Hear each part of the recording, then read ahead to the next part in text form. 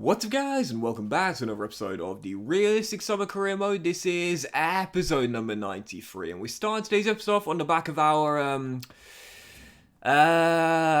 don't know how to describe it really, embarrassing loss to Real Madrid in the Super Cup semi-final after we were leading by 2-0 in normal time, then choked a 2-goal lead. It went into penalties, and I mean, you know, let's be honest, as soon as it went to penalties, everyone knew I was going to lose it. And of course, as you'll see as well, in the Super Cup, after losing to Real Madrid in the semis, they were beaten themselves by Barcelona on the weekend by 2-1. And I said I wasn't really that fussed that we lost it either, because despite a big 4-1 defeat to Valencia and back-to-back losses now, both in the league and the Super Cup as well, we're top of La Liga now. We're top of La Liga. Barcelona slipped up back-to-back, so because of that, 18 games to go, and we've now gone 2 points clear of Barca in second, and 3 clear of Real Madrid in third as well. So, you know, I said we lost the Super Cup, yes, but it might prove to be a blessing in disguise. And why is that? Because it meant we didn't have to play on the weekend in the Super Cup final, with this game coming on Tuesday night, I think it was, in the Madrid derby. Real Madrid had to play that game against Barcelona, worn out on the weekend in the Super Cup. They lost it as well, so their morale and their form takes a hit. And you would have seen pre-game, they were tired. They were tired. My team was fully fit. My team was raring to go. We had a week's rest. Real Madrid had 2 days, I think it was. So we were fully fit. We were fighting and raring to go. Real coming off a Super Cup loss. I felt it could prove to be a blessing in disguise. I'd like to tell you it was strategic, that I blew the game on purpose, I took it to penalties on purpose, I lost on purpose. I didn't, I'm not going to lie. But even so, it could still prove to be a blessing in disguise. So, that would mean, first game of today's episode, Real Madrid in the second game in La Liga, and my third game against them in as many episodes here. Haven't beaten them yet in a Madrid derby. We drew in La Liga, we lost in the Super Cup semi, but now here at the Metropolitano, I was thinking, okay, if we win this, we'll guarantee to finish up with a better head-to-head record than Real Madrid, as we drew at the Bernabeu, but a win here will guarantee we finish up with a better record, which means that we finish level on points, we'll finish above them. So, big game here. We saw what happened in the game in the Nou Camp against Barcelona. We know how crucial that could prove to be, that head-to-head record, so couldn't afford to lose this one, and really wanted to make amends to that Super Cup joke and win this one. So we had the fastest start, we had some great chances, Severos missed a great opportunity, Courtois made a couple of great saves, we were still deadlocked at 0-0, and wouldn't you just know it, one chance for the visitors and they take it as well. Totally against the run of play, Florian Neuhaus, the German midfielder, opens the scoring, and at the break we're down by a goal, and I was thinking, you are absolutely joking. I mean, seriously.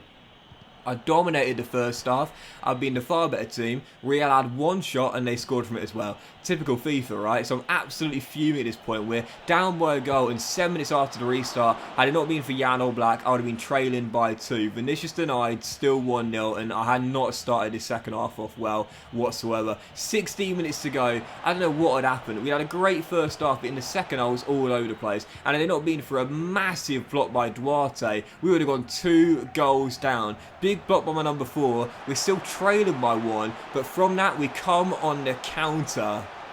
And get in! Matthias Cunha, who came off the bench alongside Simeone, makes it 1-1. You know, I said in the last episode, you've not scored a goal for me so far this season. That's not a bad time to get your first. Brilliant composure, fake shots around the covering defender, and it's 1-1, and we're deservedly back on level terms. And then momentum shifted. I took way too long to get started in the second half, but now we had the chances, and a chance to get in front. Great save by Courtois once again, though, denying Raskin. And it's still 1-1, and at this point it's just a case of, can we get that goal? Real aren't attacking, it's all Atletico Madrid. Can we find that late winner?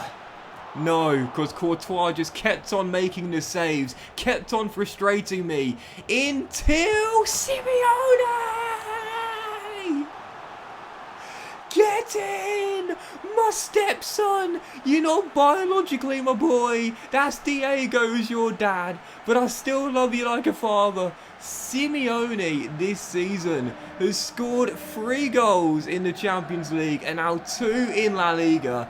And the most important of the season, because with the final kick of the game, He wins it. Oh my goodness. Credit Sevelos though. He's 5'7", yet he leapt like a giant to win that aerial duel after Courtois. Man, oh man. What a performance from Courtois, man. Save after save. But he absolutely bottled that right at the end.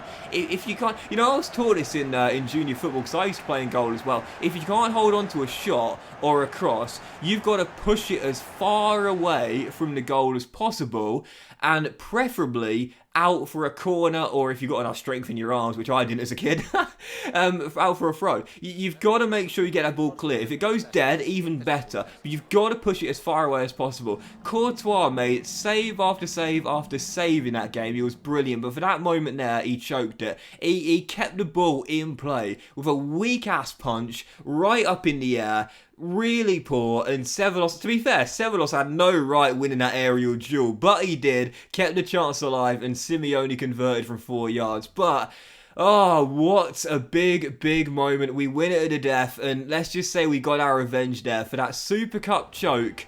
I do not care one bit now, because that huge win means that we stay top by 2 points. We now go, I think it's 6 points clear of Real in third as well.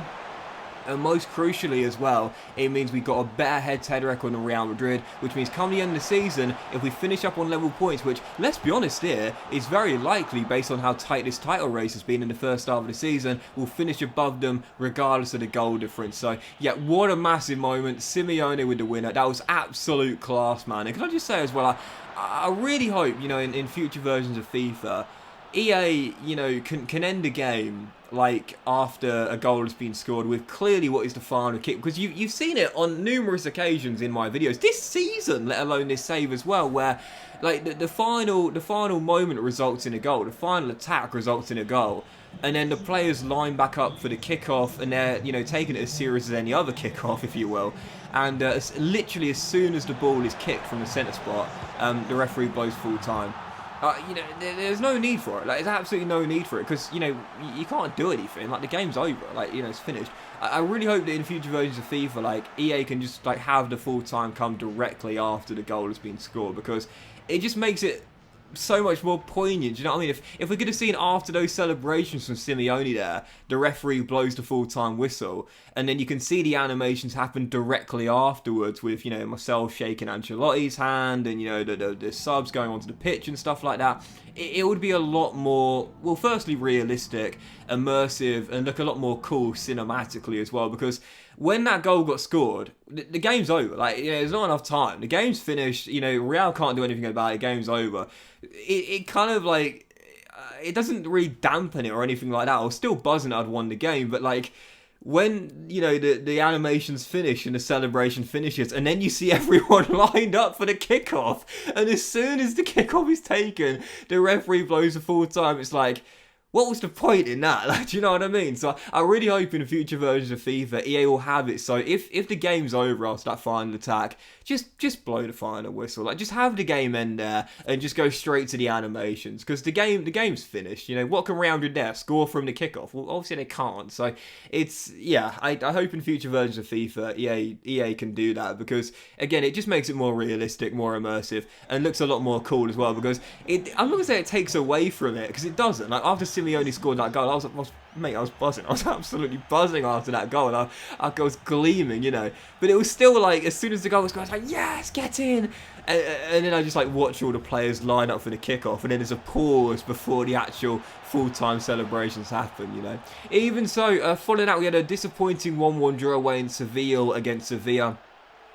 We turned down another bid for Cunha, who scored the leveller against Real Madrid and scores the opener of this goal here, our third and final one against Almeria in the Copa del Rey last 16. And you would have seen as well, Ceballos, his position has now been changed to centre forward. I mentioned I was putting him on the development plan to give him the high attacking work rate. He's now got that, so we've turned him from 3-star skills to 5-star skills, and from a medium attacking work rate to a high attacking work rate. So now I've done that, I've converted him to CF, so he's now in the right positions. He's not got an exclamation mark on his name, which means that he doesn't have any temporary attribute decreases, so he's now an official centre forward. And I do want to get that low defensive work rate up to high, I'm not going to lie. So I was tempted to put him on the pressing forward development plan. I think I'll do that in a few weeks' time. Not right now, in a few weeks' time. So I would like to get that high work rates on Sevelos as well and make him a really hard worker out of session 2. Anyway, yeah, final game of today's episode. Almeria, last 16, Copa del Rey, and this goal kind of said it all, really. We were leading by 2 goals very early on, and then 6 minutes before the break.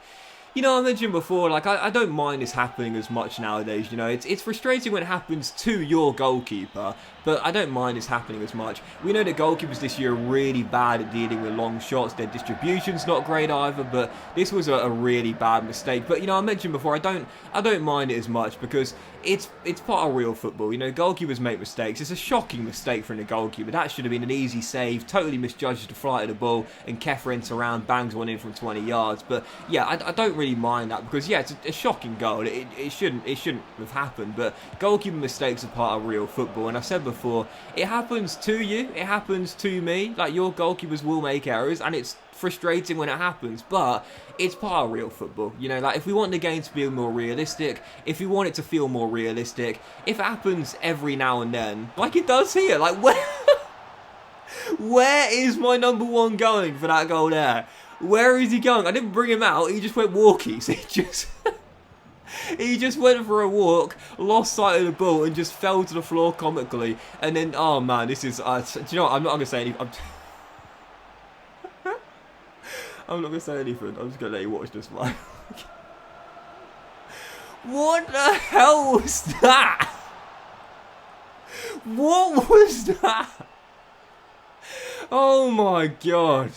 Yeah, like, honestly, it's fine. I really don't mind it. Goalkeeper mistakes are part of real football, so they should be in the game. But 3 in 1 game there. 2 from the Almeria shot stopper. 1 from my number 1, who... I don't think he's going to get any more games this season. I think I'll start Jan Oblak in every other game. But what was that? Oh my god. It's a brilliant piece of skill, to be fair, for the goal, but... Dude, we had like 4 chances to clear the ball. I couldn't do it with any of them. Oh my god. Anyway, 4-2 the final score. It was a simple 4-0 victory, which in the end looked a little bit worse towards the end of it. But hey, 4-2 the final score.